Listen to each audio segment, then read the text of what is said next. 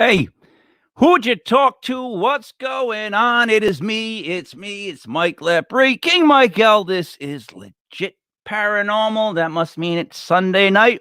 Brought to you by legitpodcast.com. 7:07, 2 minutes late. Not bad for us. Gonna bring Genius Kev on in a minute. I want to see what he thought of my rendition of the Revenge of the Nerds theme song they played at that college Olympics. Genius Kev, did you notice that I took inspiration from the Revenge of the Nerds contest, or was that over your head? Right over my head. I would have guessed it, but I do appreciate it. Thank you. And yeah. So good work there. I think that the intro music always tight. Yeah, I'm trying to keep it real, Kev. So listen, before we get into our guest, I got one thing. I got one beef I want to get off my chest. AMC, the channel. AMC, stop it. Stop it. They got the guy from Daredevil, which is a great actor. I like the guy, right? The guy from Daredevil, he's on a new show, right? They're advertising it this way. The name of the show is called Kin. And what does it say in quotations, Kev? The Irish Sopranos. Come on. What? Exactly. Really? See the face you just made? That's the face I made when I read it the first time. I'm like, why would you write that? That makes me not want to watch it now. No, I don't want to watch it. Could you possibly set the expectations higher? That's what I'm saying. That's terrible. I'm very upset with that, Kev. I'm very upset, to be honest. It was not, I'm like, no AMC. All right, you want to do the introductions? Well, since I'm playing the role of Buddy tonight, it was on short notice. I do not have a beer of the week. I do have a mixer of the week. It is Country Time Pink Lemonade. You can find it in most supermarkets, whether you're in Rhode Island or anywhere in the country. Lovely, large batch brewery makes it. Very wholesome ingredients. You can read all 42 of them there. Amazing. So now that's out of the way. You know what, Kev? Wait a minute. I think you were being a little facetious there. I'm not 100%, but I think you were being facetious.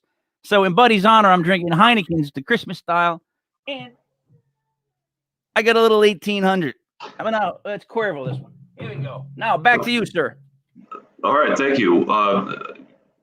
With that, ignoring that interruption, I will introduce our guest for the evening. We have Maria Vazquez. Maria has a master's degree in textile conservation from URI. She currently works as the collection manager for the Naval War College Museum in Newport. She also volunteers at the Varnum Memorial Armory as a textile conservator, and she works with uniforms, flags, and other exhibits. On top of all that, Maria also consults with other museums to help them with exhibits, conservation, and fundraising. Lastly, she's been on multiple PBS specials, including one documenting the conservation work that she performed at the oldest and actually most complete flag in North America. So welcome to the show, Maria. Hello. Maria, how are you? To try to get my stuff working, so hopefully you can hear me well. Yeah, there's always technical difficulties before every show of any good performance. I've learned that in everything. Nothing works correctly. That's how it's meant to be. You're supposed to get aggravated a little bit. So, Maria, how are you tonight? I'm doing great. How are you guys doing? Well, we're reeling from the fact that we don't have Buddy along to guide us through with his brilliance and leadership. So, what I wanted to ask you is this. To do your job takes the ability to sit still and just meticulously do something with total concentration on that. When did you develop that skill? Because I have no idea how that's even done. And I'm not joking. Kev can attest to that. It's definitely only with certain things. Traffic, I have no patience for. No one does. But to know that every little bit of time that I take and every little bit of effort that I put into something, I can see progress, and I know that everything that I do leads to the preservation of an object for another 10, 20, 100 years. Have you always been like that? Well, for certain things, yes, I have patience for, like, it's not not rude people or mean people. I don't really have patience for them, but like, you know, little children or really tedious tasks that I know it'll look really cool when I'm done, as long as I just have that little bit more patience. So you've always had patience. You've always been like very neat. Can we say that? Well, You have to be, right? Neat per se. Patrick would probably disagree with the neat part. Well, all right. In places where you know they need to be. Yeah, everything is where I know it. Yeah, I know where everything is, as long as no one touches it. There you go. That's what I'm trying to get at. So let me ask you. So I don't have that ability. I have a hard time staying focused. It's always been like that. But I've learned how to reel it in, you know. So was it the history side of things, or was it the side of actually the preservation side of things? In other words, like, were you more interested in the history stuff? Because that's what I've been loving about doing the paranormal shows. Because a lot of them want to look towards being ghosts, whereas I'm trying to soak in all the history I can get. Like, you know, that's just what I want to hear. So was it more the history of it, or was it more that preservation side? Because to me, they're two different things. What's nice about my job is that it's kind of a conglomeration of everything that ticks my brain, makes my brain have to work. Like, if you have a task where all you do all day is screw on toothpaste caps, then that does nothing for you. But my job allows me to one day be doing very tedious things that are very difficult, that are very mentally time consuming. And then other days I'm organizing exhibits or setting up dress forms and putting historical objects on those dress forms and kind of trying to tease out the past of what that person was like when they were wearing that garment. And okay, well, they were right-handed, but their left arm was bigger than their right arm, and I can tell that by their uniform. Now, why was that? Was it because their sword was heavier and they were holding it on that side? Did they have a gun that they were carrying on that side? You know, why is this pocket more damaged than that pocket? Why, you know what I mean? These kinds of things are really interesting to really help you understand history and the people that wore these garments. So it kind of encompasses all of these things for me. And because that's not just history. That's the ability to look at a uniform and tell where it's worn, to tell where it's got this on it, to figure out how the person was, how they, like you said, all those details. That's like puzzle making, which again, I'll pass on puzzle making. I'm not very good at puzzles. I'm not very good at all. But I appreciate that. Kev, you have that kind of mind. You must appreciate that. Yeah, I love it. Like that was one of the questions I was going to ask, and you actually answered it. You know, before I even asked it. Like the stories within the sort of objects and artifacts that come into the museum, and like trying to figure out who the people were that that actually wore these things or carried these things and stuff. Like, so that really fascinates me also. And I think so at Varnum, I know you've worked with flags, you've worked with uniforms, you've worked with a whole bunch of things. I guess what's been one of your sort of maybe favorite projects? And it doesn't have to be the most famous one or the most intricate one. It's just like one that you really like that really tells a story like you just described. My favorite is probably the musician's coat that we have on loan from the Pamplin Historical Society. It was worn by a very short gentleman who was 16 years old when he enlisted with the permission of his mother. His father had abandoned the family when the Civil War broke out, so he wouldn't be enlisted and wouldn't have to fight. And so he went off to war and sent every penny that he had back to his mother and his family so that his other siblings could have money for food and be able to clothe themselves. And his story is one where he was a sergeant and then he was demoted for cowardice, and then in the end did the most heroic thing imaginable and gave his life for our country. And the story isn't just one that's verbally told; it's actually written in the record of the group, his unit. So it's not like some friend of his just kind of extrapolated what actually happened. This is actually documented by multiple people. So he was surprised. He should have been wearing the coat that we have currently, but he was surprised in the morning by Confederates before they'd all gotten dressed. And the Confederates came to try to steal their cannons and hitched their horses up to those cannons. And he jumped on a horse and galloped after these Confederates with nobody to help him.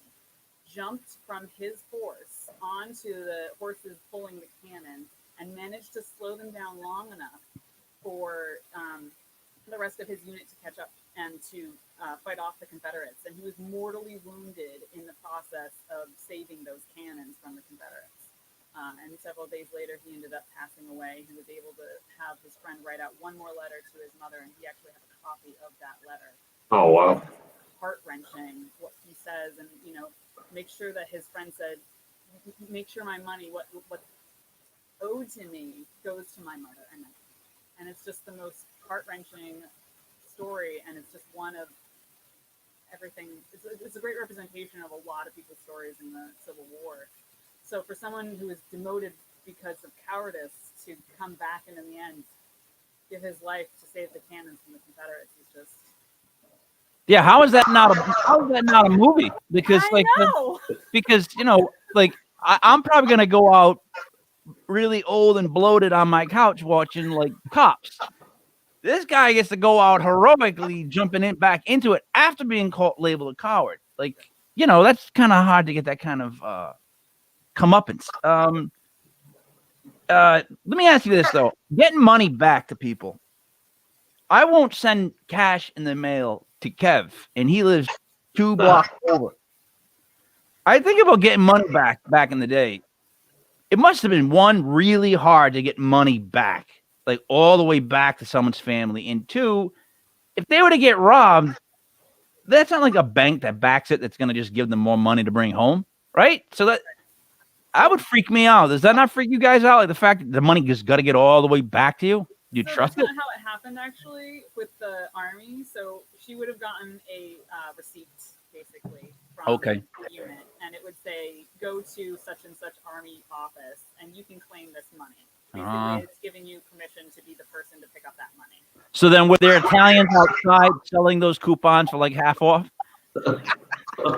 I'm sorry, that's an inside joke for me and Kev. That sounds about right. Yeah, I got $100, $100, $40. All right. Now, so where it crosses over, I guess, is I start with people. So we started the show about a year ago. It was literally about a year ago, and we've been doing it like once every Sunday. I knew Buddy from like another entertainment venture, and I knew that he had the Ocean State Paranormal. So me and Kev have been doing it every week. We do a bunch of other different sports-based podcasts, but we wanted to do a paranormal because I used to like Art Bell. So I'm like, let's do one on Sunday that's like that.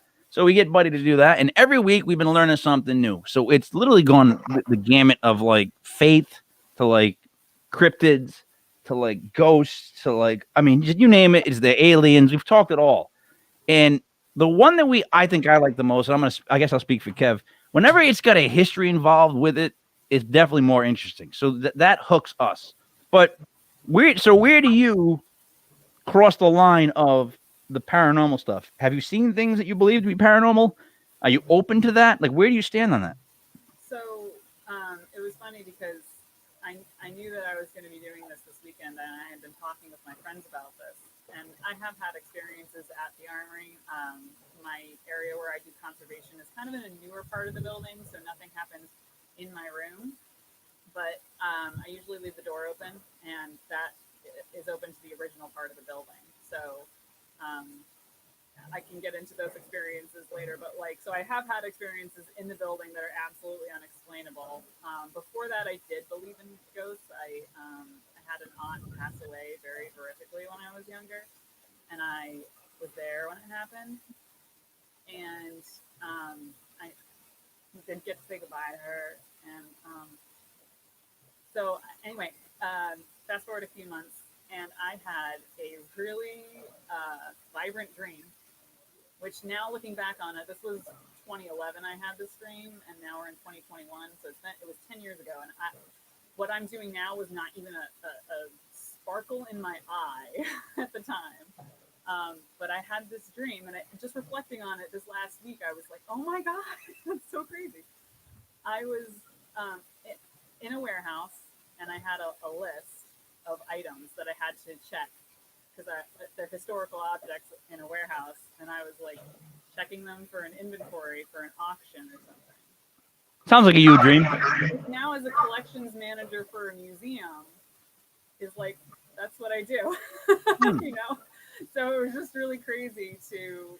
So anyway, I'm in this dream and I'm like bent over with this list, trying to make sure we have all these items. Someone taps me on the shoulder and says something completely random. It's nothing about my aunt. It's like the peaches have arrived, or you know, we're gonna have peaches for lunch. Like something that makes no sense whatsoever. Nothing to do with my aunt. But in my head, it was this connection of, oh my God, and I just slowly start bawling in my dream and in real life, and I turn and I look at this person who's not my aunt, but like kind of acting as this angel representative for her, or whatever. And then she just starts talking to me, and everything that she's saying isn't these words, but what I'm getting from her is, it's okay, it wasn't your fault. I forgive you. There's nothing wrong. Like, you know what I mean? Like, so I woke up crying, and it was just like, that just started it for me, you know? Wow. Yeah, I mean, those are the things that nobody can tell you are not real. Like, those are the things that once you feel them, you get that weird feeling inside your gut that goes, hey, yeah, well, this just happened. So how do I explain this to myself? Right. So I guess you handled it pretty well, though. You didn't get, you weren't nervous about having that kind of a dream. It didn't seem to upset you very much. It kind of put you a little bit at peace. Yeah, definitely put me at peace. And I never really I'm not perceptive to things. So when I'm at the armory, I'm never thinking, like, we have a spot in the armory that everyone who is receptive to other things tends to feel things in this one room, in this one place, and I feel nothing. So it's not anything that's consistent. But it, you know, there's things that whether you're sensitive or not, you hear people walking, you hear footsteps, you hear stuff happening. So it's like, well, that's happening. Yeah. Kev, did you try to say something? No, I want to ask a question quickly. So when you had that dream in 2011, you said you weren't doing anything close to what you were doing now. Like what were you doing then? And like, did that in any way like resonate to get you to where you're doing what you're doing now? Yeah, I worked at a fabric store. I just graduated with my bachelor's degree. Yeah. And I think I was starting to. I have a master's certificate and master seamstress certificate from URI, so I think I was starting to think about getting those. So really, like. You got that at URI? I'm sorry, you got that at URI as a degree? Yeah, it's like a certificate program that you can do that's affiliated with URI. So I have like master seamstress level 1 and master level 2 certificates. Nice. And then when I thought 5 years later in 2016, 2015, I was like, oh, I should get my master's degree and maybe teach at a college level or do something like that. And that's where I was like, oh, I like history and I like textiles, so I'll do something with that. And URI had this program, historic textiles program, and you could be a textile conservator. And I was just like, sure, why not? Yeah, you kind of walked into that one. Yeah, it was great. I knew that was going to happen. If I don't look at you, if I don't pet you, you bark at me. You can't do that. You can't do that. I'm sorry. I got a very big dog that will not stop barking at me. He thinks I'm mad at the screen. He's still 10 months old and he hasn't figured it out yet. He weighs 100 pounds. I'll have him removed. So, all right. So here's the thing. So some of them believe it to points where I'm going to speak on Kev's behalf again. Kev, you never mind when I do this. They go too far and they believe everything. Like every little knock, every little twitch, every little this is something that's paranormal. So we have a hard time with those, but we're definitely not at the skeptic level because we had it was Buddy was at the Kev, help me out here. At the Armory? Yeah, the armory. I was talking about the word. You know the word. So, and he had, was it Ron? Yeah, he had Joe. He had, I think, Jeff and somebody else. It was Mr. White, I think. Ron. All right. So, anyways, we listened to them do like one of those boxes, the spirit box, or whatever they call it. It was just pretty much to me, it's a guitar amp that keeps skipping channels. So we went 55 minutes with them, and there was not they asked so many questions, there wasn't a peep. And I was like, in a weird way, so happy because like at that hour mark when I shut the show off, I was going to be like, see, we listened to you guys for an hour and we got nothing. Like, you know what I mean? So at 5 of, Buddy says, he asked the person he's addressing, do you like what so-and-so has done with the place? And we caught a voice go, absolutely. And it was just like, so like, my immediate reaction was like, bullshit, like that. They did that because they started laughing, Buddy. And it was Ron, wasn't it? Why am I getting his name wrong? Anyways, they were laughing. And me and Kev were like, you could just hear us going, wait, who was that? Like who? Wait, who? And they're laughing. Like, that was the thing. And I'm like, it came from the 50s. It was so like I could pick the decade that voice came from. Like I know that voice. It's from like Milwaukee, Wisconsin. It's like a Happy Days type of voice. I know it. It was on Laverne and Shirley maybe once or twice. Maybe once on Mork. Maybe once. So look, all right, I'm getting ahead of myself. So I'm kind of we're probably like 1/4 over from like saying being skeptics. However, that place does have a lot of odd things, and I truly think that Articles of War, if there's anything like a severe emotion at the end of your death, that's where it seems to be like they're more likely to have a spirit, something attached to them, like when it's really traumatic. So to die in war at that young of an age, I can't think of anything more traumatic because look what they're using. You know what I mean? It was just ridiculous. So do you think that's true? Like, you think that's what it is? Why there's so much to that place, the Armory? So very similar to you.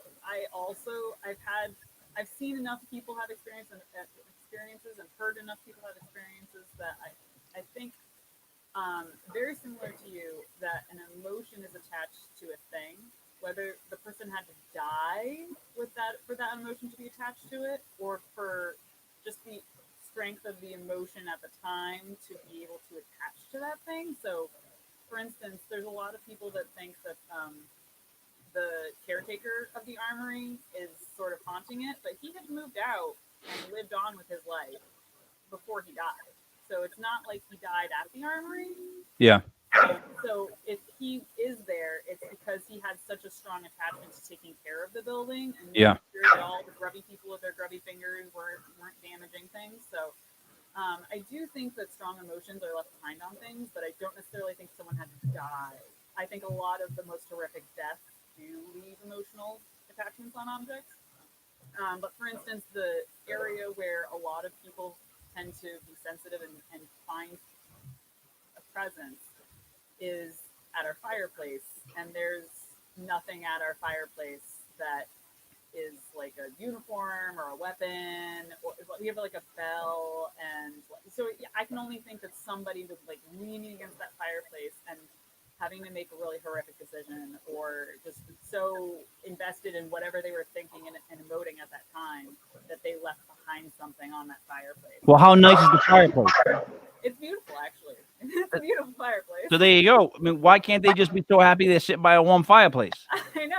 As you're talking about it, I'm going, I don't have to die to have that kind of an emotion. Right now, if I was a little warmer, I'd be so happy. I'd probably imprint on that fireplace myself. But, I mean, I don't know. It's just how I see it. It's like an imprint. That's what I see it as. It's an emotional imprint that people have. And it's almost not even, I know this is going to sound even weirder. It's almost not even just spiritual, but it's almost like a timeline thing. It's almost like a time in your life that happened that's so extreme. For some reason, that timeline never disappeared completely. There's a bit of it there at that exact moment because of that emotion when it happened. Does that make any sense at all? Yeah, definitely. That's a good. See, and that's why I'm curious, because like you said, you don't have to die in something, but you're handling like a uniform. And I saw some of the stuff on your Facebook and some of the stuff that Tim posted and Patrick posted, where you guys are working with uniforms where you can like actually still see like sweat in the back of the uniform, and like whoever's wearing it was stressed out of their mind. Maybe they lived, maybe they didn't. I don't know the story of every single one. And then you're holding it and restoring it. So I'm just kind of curious. Do you ever feel something in the stuff you're working with? So I'm not sensitive. I wouldn't necessarily know if there was some kind of emotion or presence attached to the object that I'm working on. I never have an experience in my back room area when I'm working on the objects, so I wouldn't necessarily say them. I think a lot of these people are heroes, and I think that they either passed on doing what they thought was right, or went on to be amazing people afterward. So I don't think that anything really horrific. I don't have like serial killer stuff, memorabilia in the back room. So I don't think that anything, even if it were there, would be any kind of malicious enough for me to feel. Well, I kind of, but what I kind of think is, like, not every dead soldier is like a hero. In other words, there are a couple of jerks that had to be sprinkled in there every now and then. You get a guy that's a little difficult to deal with. I'm just saying, maybe he'd like to hang out by the fireplace. He didn't like to do work. They would ask him to go. He doesn't have to be like a killer, but he could be that kind of lazy guy that, he doesn't want to go out and do stuff. He's gonna hang by the fireplace. Why could he not hang around, and why could he not be difficult to deal with? So if we're gonna go with that, we used to have this pack saddle, this mule pack saddle that was near the fireplace. And if anything was gonna be malicious, it would have been a mule. Yeah, with the pack saddle, yeah, right, Kev, right? Agreed. So, okay, now, how do you interact with the ghost side of the armory? In other words, do they get in your way? Are you like, knock it off? Because they like to set up stuff. They like to have stuff all over the place. And you sound like somebody that doesn't want your stuff touched. Right. So I'm wondering how you deal with, I'm being serious, Joey Paranormal coming in there with his monster, putting it down on your thing, set up lights and cameras, and you must be like, like buddy bumping into everything. We went to the SS Salem, right? The ship, and we went down with deck. Now, I don't want to say it was just Buddy, because I banged my head too. But we all banged our heads. But Buddy banged like 3 or 4 times. Because Kevin and myself are like 6 feet tall. Buddy's like 6'4". Yeah. And he's a big guy. He bang, dang, bang, bang. It's constant banging in his head. Yeah. Oh, Kev, you got me off course with that. Like, every time I think of Buddy banging his head, I just start laughing because he made such. When I hit it, it didn't make a sound. But when he hit it, it made that cling, like in a cartoon. So it's just comical. Yeah, bing. He kept doing it. And I was just like, dude, you're hitting it hard, man. That's gonna hurt. Sorry, buddy. We hope you get better, buddy. We hope you feel better soon. But so anyway, that's gotta bother you, no? A little bit. You can say it. You're not gonna insult them. They know. Yeah. So I do actually. I try to record some videos for YouTube for educational purposes for other people at other museums if they have similar things that they're trying to do, set up mannequins, things like that. So I do have a lot of like long periods of time where I've got a camera on me and I'm trying to record stuff, and like I've literally had like just a bang happen in the other room, and I'll pause and I'll look. Nothing. I'll just go back to what I was doing, and then if it happens often enough, I'm like, you can stop now. And then if they stop, I'm like, cool, thanks.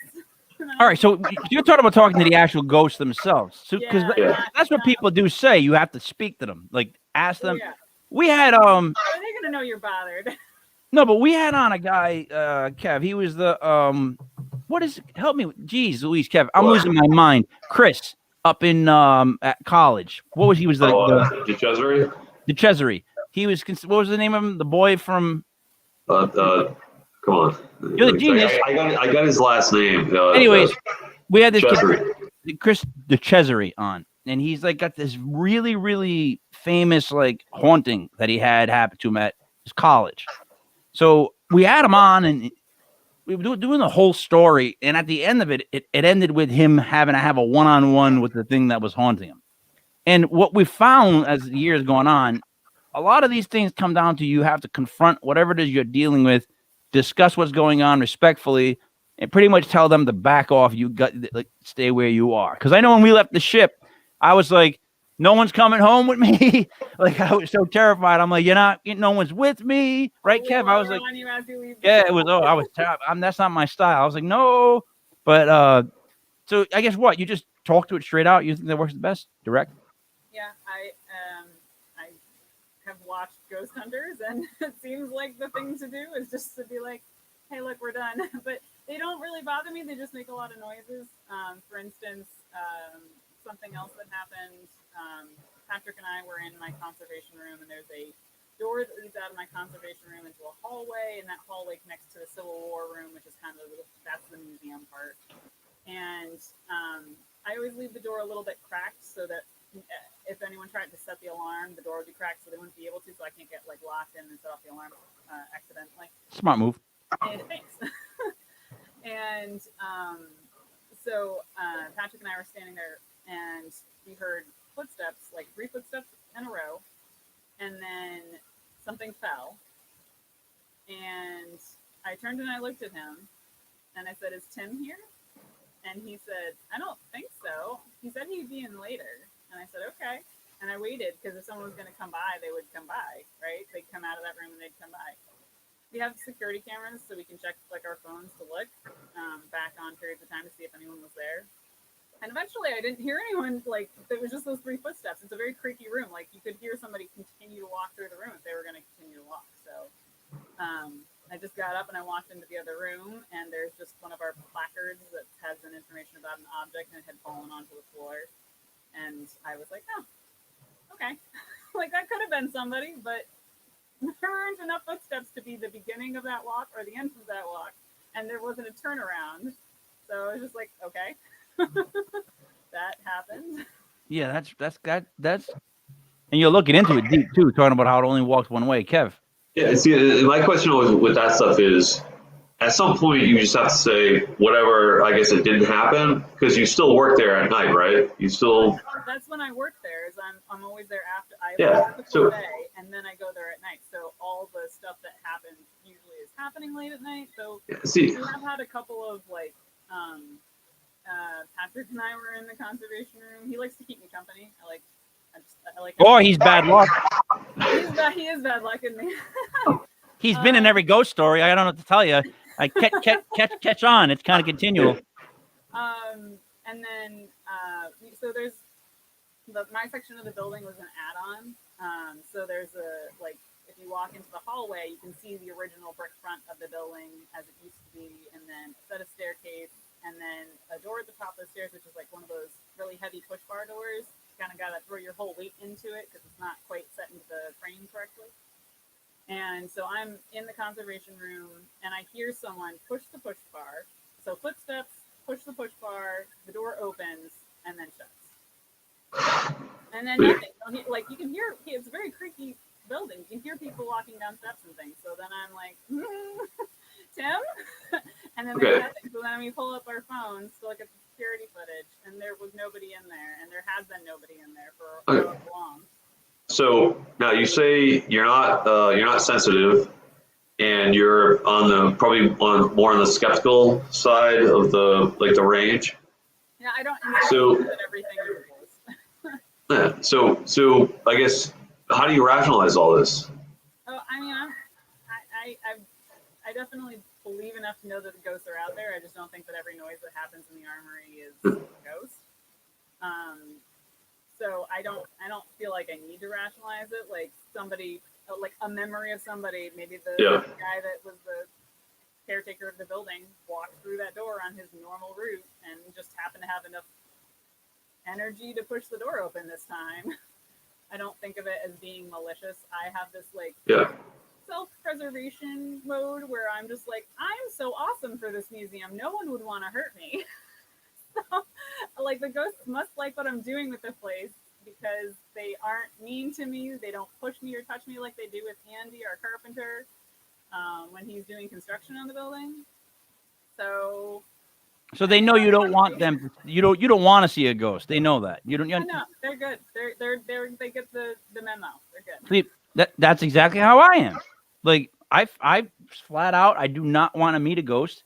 So if they knew it was better for me, they wouldn't present themselves to me because I have enough problems without having to see a ghost. I mean, I can come on. What else do you want to add on? There was a game called Don't Tip the Waiter. If you had a ghost, forget about it. Like I wouldn't even know what to do with it. You know what I mean? Right. But okay, you wanted to follow up. I'm sorry. Go ahead. No, I was going to say, obviously, you're sitting in a bar that's blue lit. You have enough problems for at least the 3 of us on the show. At least, Mr. Moons.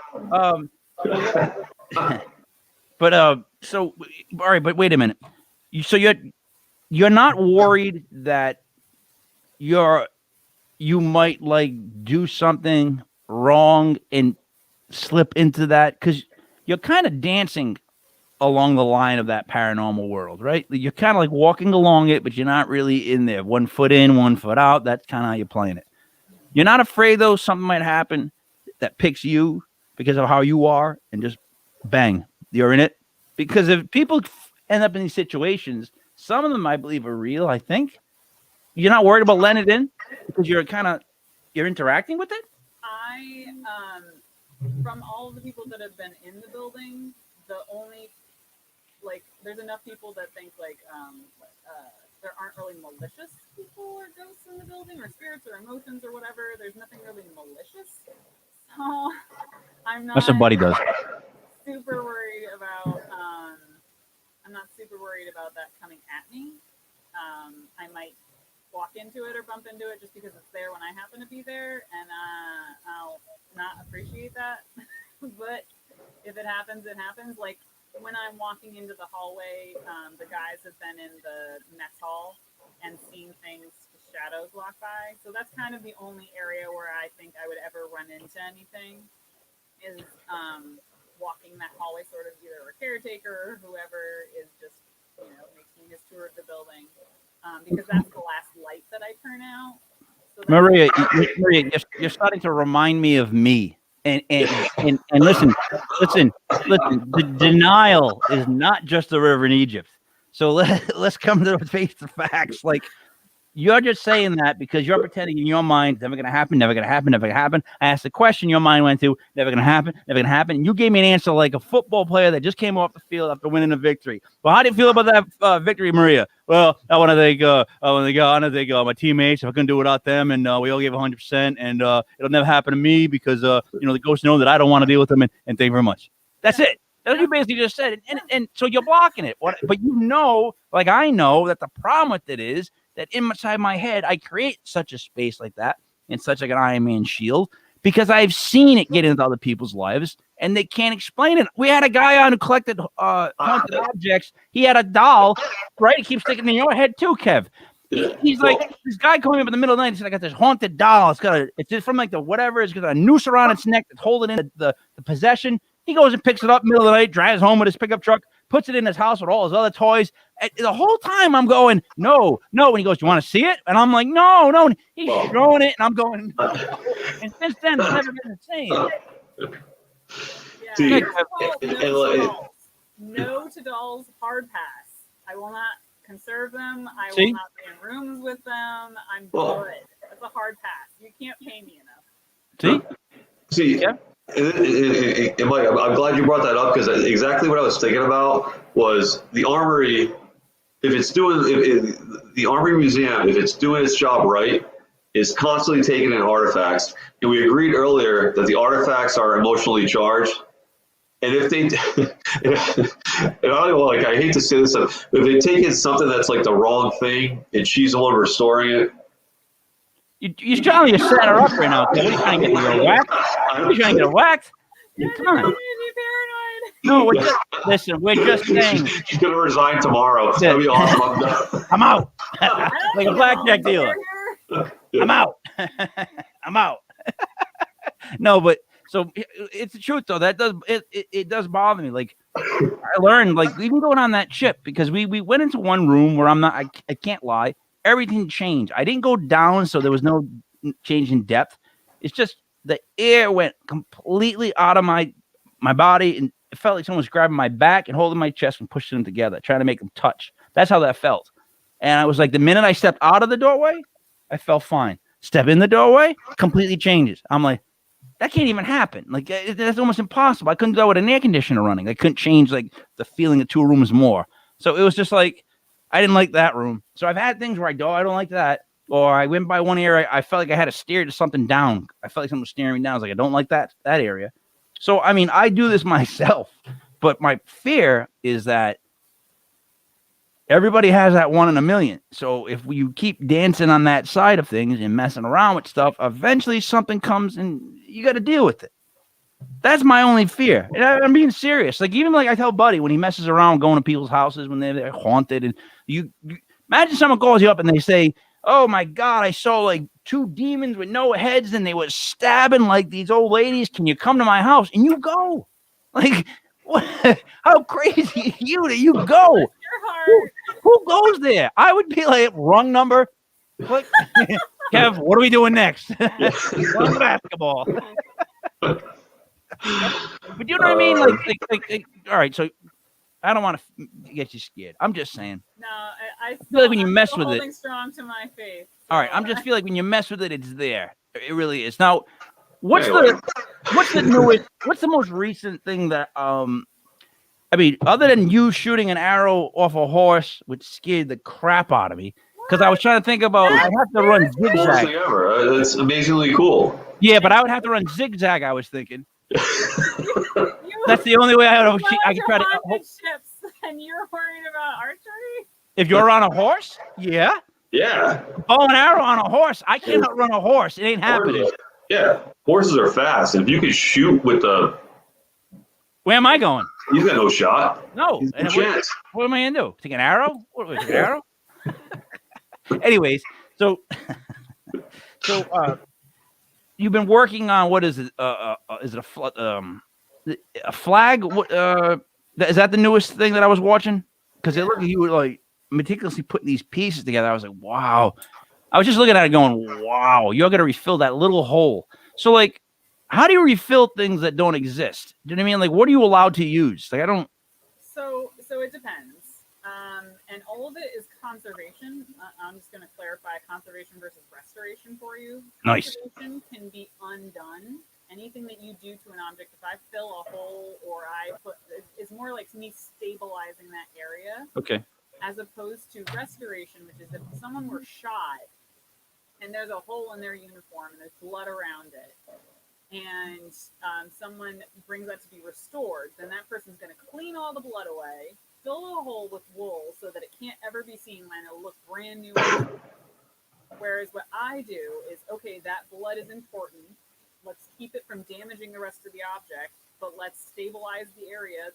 The rest of the uniform is probably made of wool, and the wool is heavy, so it will pull on that hole and it will deform it, and it therefore can't be on display. But if you want to put the object on display, you put a piece of fabric behind that hole, and you can put a piece of fabric that matches, but if you're trying to tell a story about that area, you might put a contrasting piece behind it. Like if the uniform is black or blue, you might put a cream colored piece of fabric behind it so that it really shows that hole, but it's also stabilizing the area around it. And I can stitch so that that hole is stabilized and will not be damaged by the weight of the object being on display. And that can be easily unstitched and undone if someone in the future decides this needs to come out, we want it without the hole, whatever. It can easily be undone without damaging the object. So whereas restoration cannot be undone, something's brand new, what I'm doing is maintaining the integrity of the object and the story that it tells in a way that can be undone. So when I am filling in an area, I'm putting a matching piece of fabric behind it usually. So like there's a lot of moth damage that happened to some Confederate uniforms that I was working on, and the bottom of the pants were just totally chewed apart by these moths. So I stabilized the area and I had to stitch down around every one of those holes so that it would stay flat. And by the time I was done, it blended in such that unless you were a foot and a half away from it, you wouldn't know that that had been damaged. And that's the goal. So these things can go on display and people aren't thinking, ew, that's gross, it's damaged, it's dirty, it's not worth looking at. You're actually looking at the whole object when it's on display and seeing, wow, that's the presence of the person that was wearing that uniform. So basically, in layman terms, you're not trying to change the old Fanuc. You're just trying to make them look better. Exactly. You're not trying to clean them up, give them a nice like shine to them. That's all. It's right. So I dig that. I get that. Clean all the dirt off. Make sure that if there's anything historically relevant about the object. For instance, sometimes I find little bits of parchment in pockets or tobacco. And then I can put that in a vial and I can keep it with the object, mark it so that we know that it came from that object, and then we can say things about the person that was wearing that uniform. They had letters in that pocket where the parchment came from, or they had smoked tobacco and that's what was in their tailcoat pocket. So you can clearly say later, no, they might have stored their gloves in that pocket, but they would have been damaged by the tobacco, so they probably didn't. They probably only had tobacco in that pocket, and then they could have put their gloves in the other pocket or something to that effect. So yeah, we try to preserve as much as we can and tell the story about these objects. So when you're preserving, have you had like a one where you just gosh damn wish that it was like there was more of it? Like in other words, you were going to preserve something, you're like, you know what, this one would have been my favorite one, but like I only had this much of it. Like that's a problem I think I would have. So the flag that I'm working on right now is really sad because there's a giant area.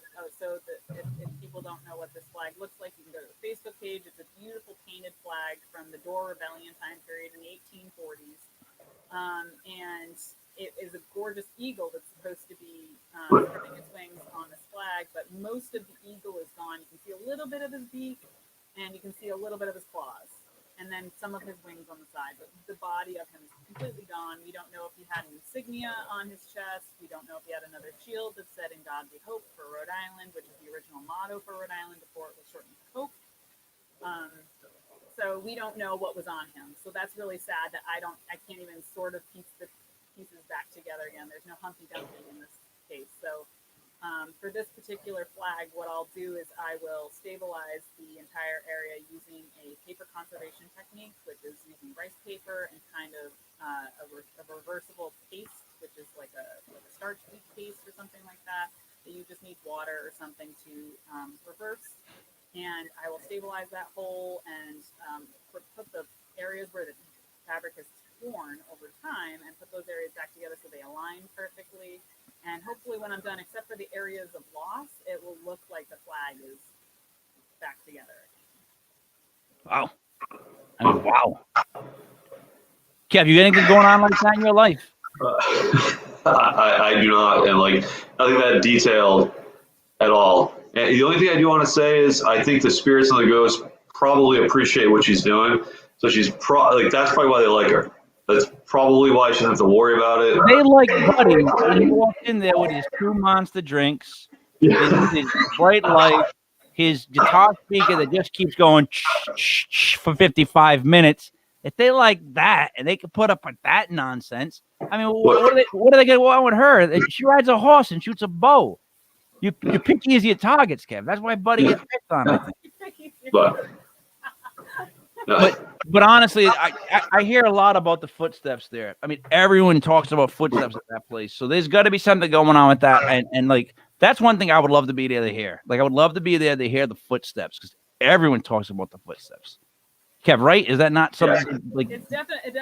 I hear them a lot, and to the point where I don't even keep track of how often I hear them.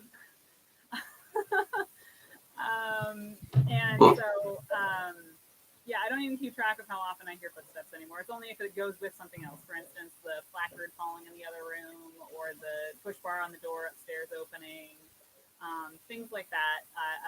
Well, that stuck out in my head. It had to have enough force and strength to open that door, and it's not a light door. It's all solid metal. So that kind of thing sticks. But the other stuff is just like, oh, well, it could have been someone, or it could have been the building creaking, and I'm not going to... Yeah, you pass it on. Yeah, I'm not going to overglorify it. Kev, that was a message just now from Tim Jackson. Did you see it? Yep, I saw it. That jinx. Oh, why you gotta mention this show, that jinx? Leave her alone, Tim. Leave her alone. I hope she's at home. I hope she's at home. Because leave her alone, you jinx. Right. I did want to ask about the PBS special, the Treasures at the Museum. I know they did like a 50-minute or so segment about the Varnum Armory, and you were on it for a couple of different things. Anything you could sort of talk about maybe the items that were on and the experience of doing that? That was fun.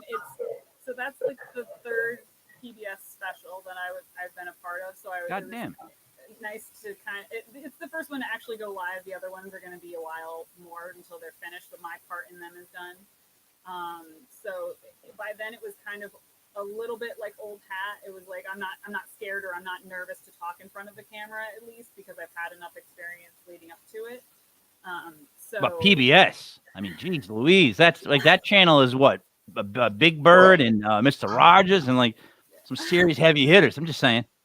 All I can think of is Anchorman in the Rumble with Tim Robbins. the coat, the checked coat with the elbow patches. Yeah, I love PBS. Wait, so am continue. I allowed to swear on your show? Can I? Of tell you course, a story? of course. Yeah. Oh, yeah. Okay. I have a funny story about the first PBS that was filmed. Here we go. So I was really nervous. It was the Byfield Flag. It was all of the flags. We were unrolling them for the first time on PBS. And it was literally like, if I screw up, everyone's going to know about it, or they're going to have to edit it out or something. So I was really nervous, and I asked our carpenter, Andy, to come and be with me that day, because I knew Patrick would be busy doing other stuff. And Good choice. I just wanted somebody that would be there just for me. Good choice. That jinx. So Andy came by, and they had me mic'd up, so whatever I said they could have on camera. And so we started with the smallest flag, and we wanted to leave the best one for last, kind of a thing, or at least in some order like that. So we started with these small flags that were supposed to be easy, and I had to unstitch some of one of it to get it off the flagpole, and it was this tedious thing because I'm worried about tearing the flag, but also an entire production crew is waiting for me to finish and do stuff I do. So I was really worried, and so anyway, Andy comes over and he leans next to me, and he kind of says, like, "How you doing?" And I said, "I'm really anxious. Everyone's waiting on me." And he said, "Fuck them." And I said, "Andy, I've got a microphone on." Mike, like, I'm hot. I'm wired. That's a good one. Oh, yeah, Andy's the best. I would have never told him about the mic, and I would have just kept it coming. I would have tried to get him to say stuff he doesn't want to say. Keep coming. No, he's good. He doesn't care. He literally does not care what he says. So that's pretty awesome. Yeah. So I mean, you guys seem like so. We got to experience me and Kev went down to Fort Defiance, Virginia in June. We were helping MC like a third annual Bigfoot Con. So it was all Bigfoot people all day long, all weekend long. So it was just an experience to be involved in, right? So it's and within that whole night, like that whole 2 days, there's like these separate groups, and they all had different opinions on how Bigfoot was created, who he is, what it does, like all the way around, and they all don't really get along. The best part too is at the end of it all, this like older guy who used to date one of the women from Gilligan's Island, believe it or not. He's like in his late 60s, hair's done proper, everything's done, everything's dyed proper, perfect looking sharp, right? And he's just got the guts. I'm gonna use the word guts, Kevin, being nice, to get up in front of all these people and just tell them that pretty much Bigfoot is a figment in their heads. And I'm like, there's gonna be a war. There's gonna be a war. And I found that Rhode Island's not bad like that. There's a lot of people that argue. There's still some like cliques that don't like each other. They don't share information. But with the whole paranormal thing, Rhode Island isn't as bad as other states. Like so, I don't think we're that bad. Kev, you think we're as bad as other states? No, of course not. Rhode Island. But I mean, I'm saying with paranormal, they're not as petty. I mean, what you do, are people petty? Other like museums, do they not want to send you stuff? Is there stuff that's ours they won't give us? There's gotta be definitely people that find textiles as a lesser part of a museum, and there's definitely museums that have things and don't want to take them out of storage because they don't think that they're valuable, so they have them but they leave them in storage, and all they show is fine art, so like statues and paintings and things like that. So there's definitely museums and people that run them that think that it's not as valuable. I love your cat. She's right behind you. Yeah, Kevin, your cat behind you. So there's definitely museums that are run by people that don't think that textiles are valuable or that they can tell a story. Like, who cares about women's dress? Who cares about any of it? And I find that at least the military field is a very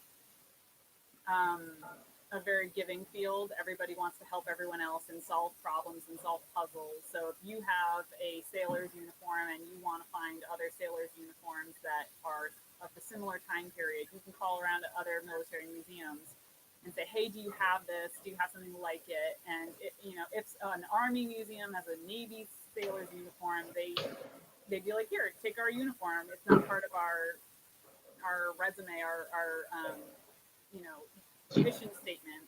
So, you know, we shouldn't have it anyway. You take it. And so military museums and armories and things like that, I feel like as they look for other museums to have qualifications to take care of their objects, but they don't mind sharing history. And I find that that's really great because there are some museums that don't find value in textiles. See, that doesn't.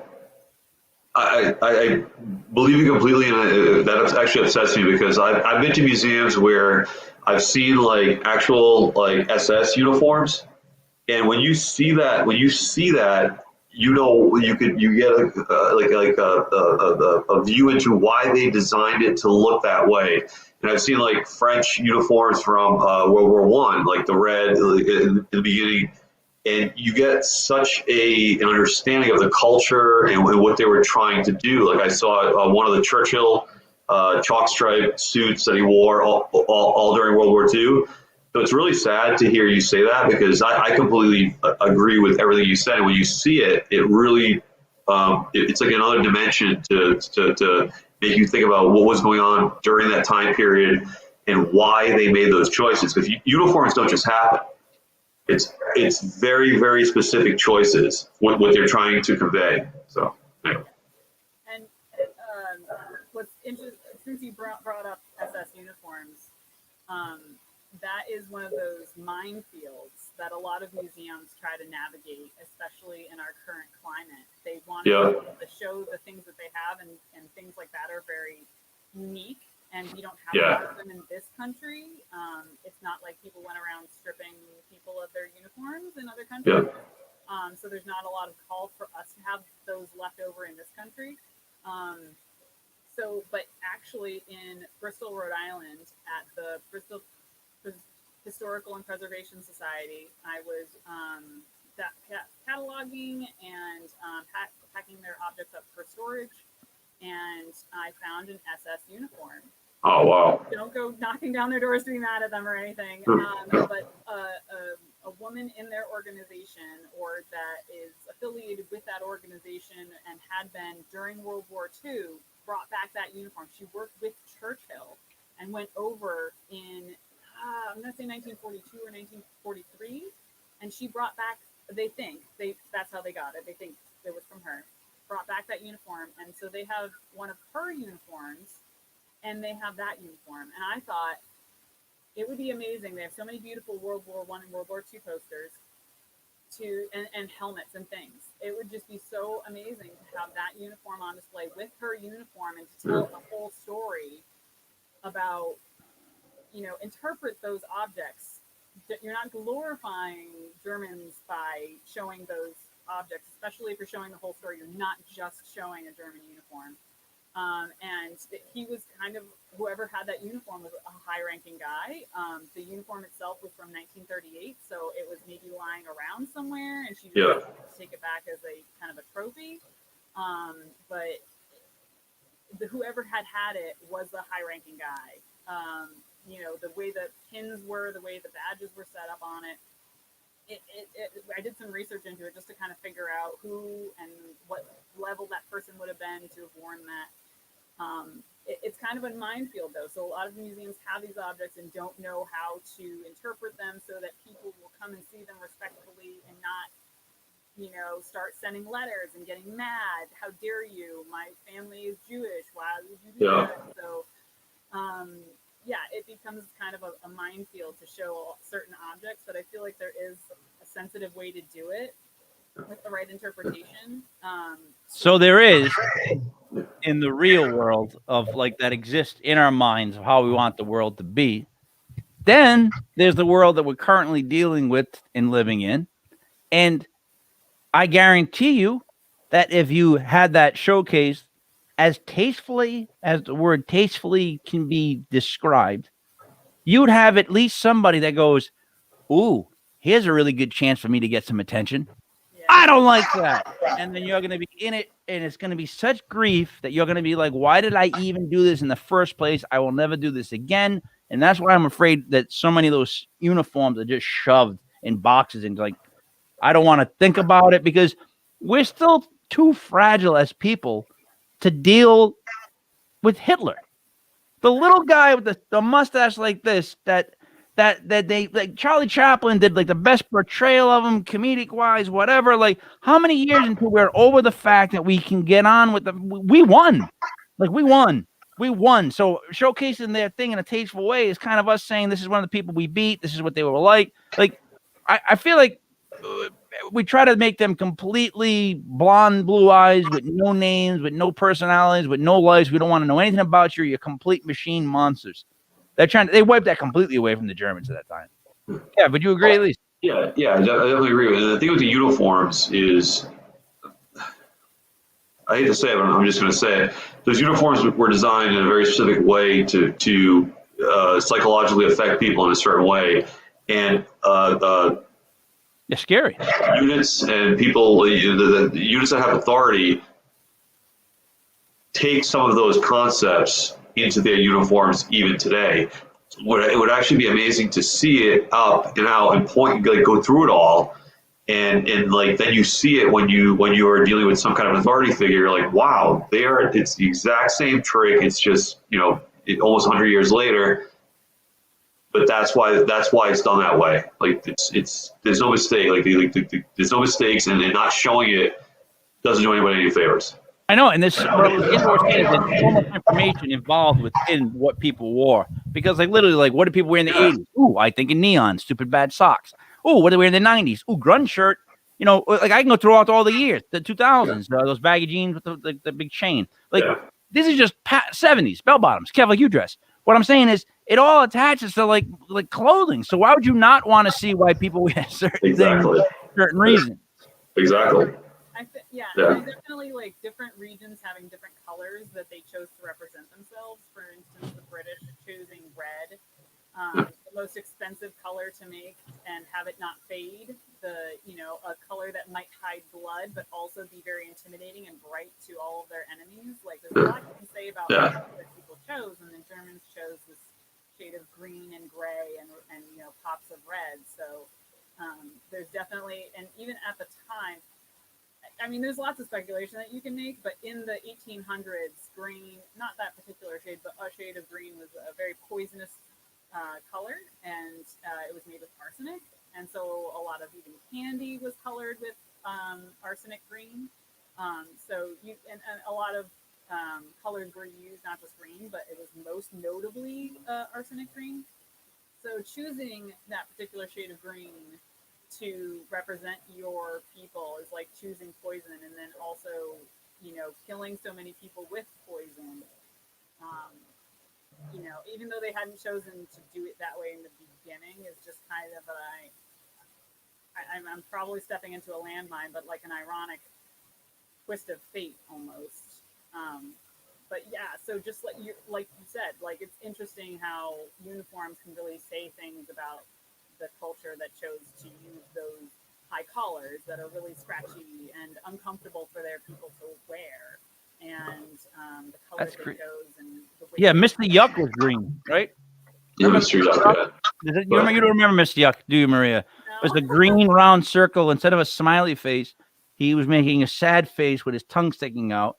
And it was a big green sticker that when we were kids, they would make us put those things on, things that were poisonous. Because back when me and Kev were young, back in the early 1800s, kids would drink stuff that was underneath the sink.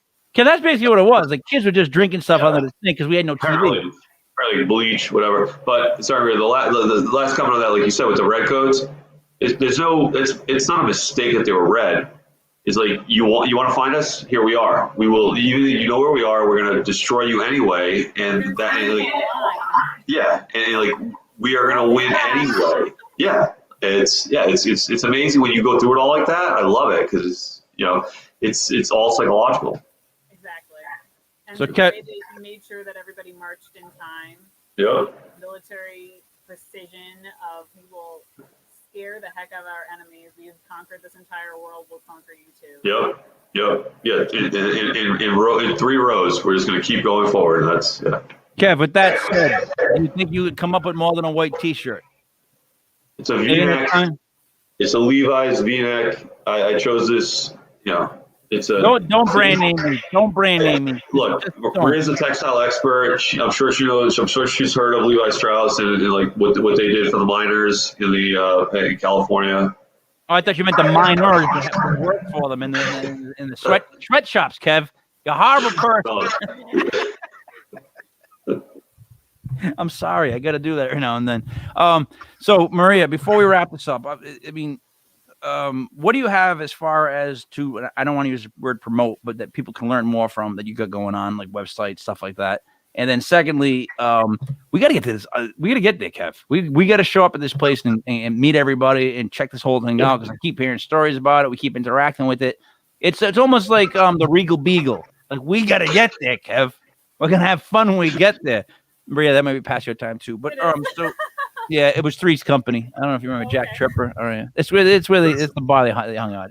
Kev knows. He's old. So anything that you want to promote before we go?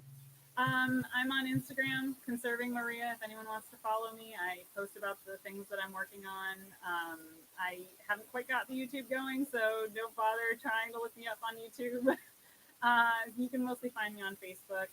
The Varnum Armory posts a lot of what I do. I don't tend to post a lot of my own things because it's hard to take pictures of myself. Yeah, that's true. Just kind of put that stuff on Instagram so that people can see the things I'm working on. But Patrick's always over my shoulder at some point taking a picture of me. That so jinx. Follow the Varnum Memorial Armory or friend Patrick Donovan on Facebook and just blow up his inbox, and you can learn all about me.